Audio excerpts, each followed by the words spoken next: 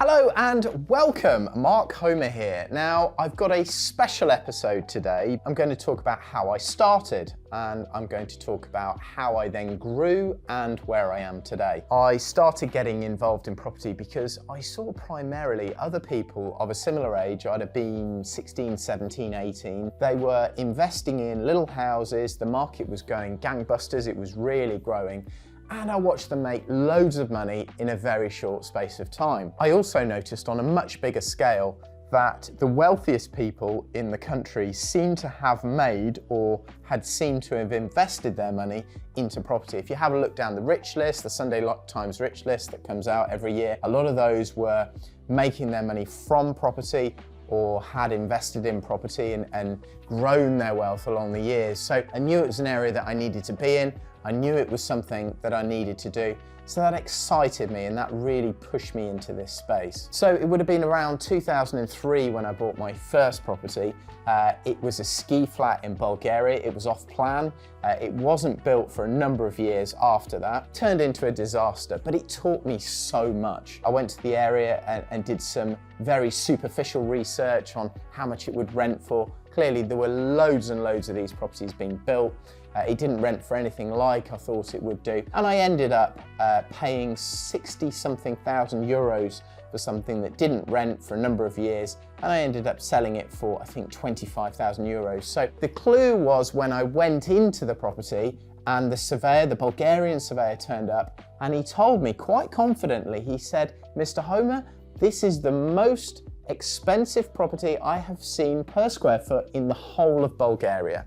And at the time I thought, oh, well, yes, of course. It's because it's only 100 meters away from the base station for the lift that goes up to the mountains for people to go skiing. But of course, what he was really saying was, you're paying a hell of a lot of money for this flat and it's probably worth a third of what you're paying it for. Anyway, because other new properties were being built for that amount in the area, he valued it up, the bank lent on it, and I made a very, very poor investment. So I learned very, very quickly not to trust those who have a vested interest in selling me the property and to go out and do genuinely independent research to find out what something will actually rent for and what sort of money I can make from it. Coupled with that, I also learned how important it is to understand the market that you're investing in. Now, that doesn't necessarily need to be local, but it is a good idea to really focus all of your buying activity on a defined area.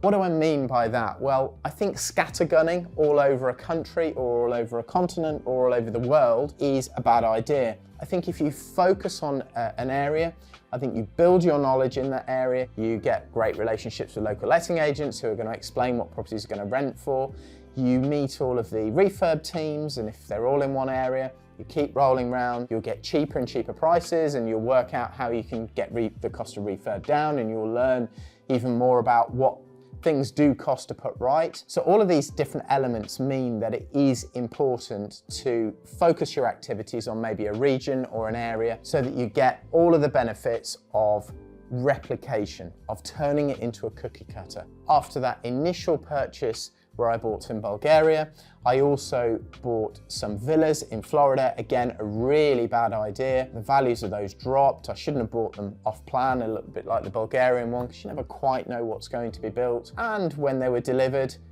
which was quite early, the market had already fallen off a cliff. So I was paying money into something which was worth quite a bit less than when I signed up for it. You know, I realized by, I think, 2005, when I started buying the proper stuff that I still own today and I still would like to buy today, you know, little terraced houses locally. I think I was buying them for 77,000, renting for 450 a month. Those houses are now worth about 160, 170, and they'll rent for nearly £1,000 a month. Really, really good little investments. I do them all over again. Lots of people that I know, smart people, buy those. Another big thing that I learned in the early days was that I didn't want to buy off plan. Buying off plan introduces extra risk in that the property may take a long time to be built. It may not be built at all. The builder may go bust. I know in this country there are insurance schemes such as NHBC which might keep your deposit safe, but often people end up losing their deposits, especially around the world. In addition, with off-plan, maybe you've signed up for X and actually Y is delivered, specifications change, internal fit-outs change, the design of developments change.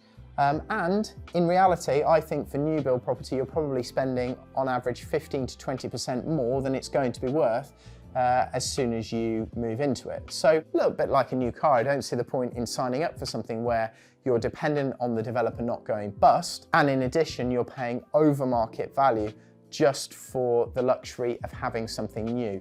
The reality is you're going to put a tenant in it. It's not going to be new very, very quickly, and you're going to end up losing money on the capital value of the property as soon as you've bought it. Another strategy that I found in the early 2010s, especially with permitted development rights, as we were sort of given them by George Osborne and David Cameron, I started taking offices and converting them into apartments.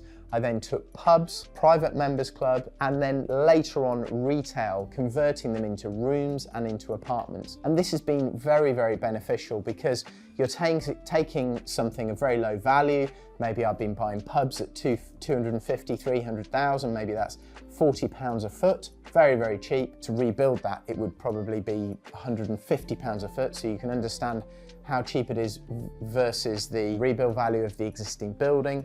I've then been converting them. Back in the day, I was probably converting them for £60 a foot. You'd probably be double that now. But you've got something that maybe you could buy for £40 a foot. Maybe you spend, say, £130 a foot converting it. And then it might be worth £300 a foot, 300, 350. So this is a good strategy for adding value. I've put a lot of co-living rooms, high-end en-suited rooms into those developments, which has then created much, much higher cash flows. And those cash flows can then be used for further investment or will just produce a nice amount of profit. Clearly, we've had interest rates that have gone up 1,000%. They've gone up from about 0.5% to 5.25. And because we've got good cash flow, because those buildings throw off lots of monthly rent, we've been safe during this period. Those portfolios are still profitable, they're still working when lots of other portfolios aren't. So those are some of the strategies that have helped me with our portfolio to grow it over the years and to enable me to be the property CEO that I am today.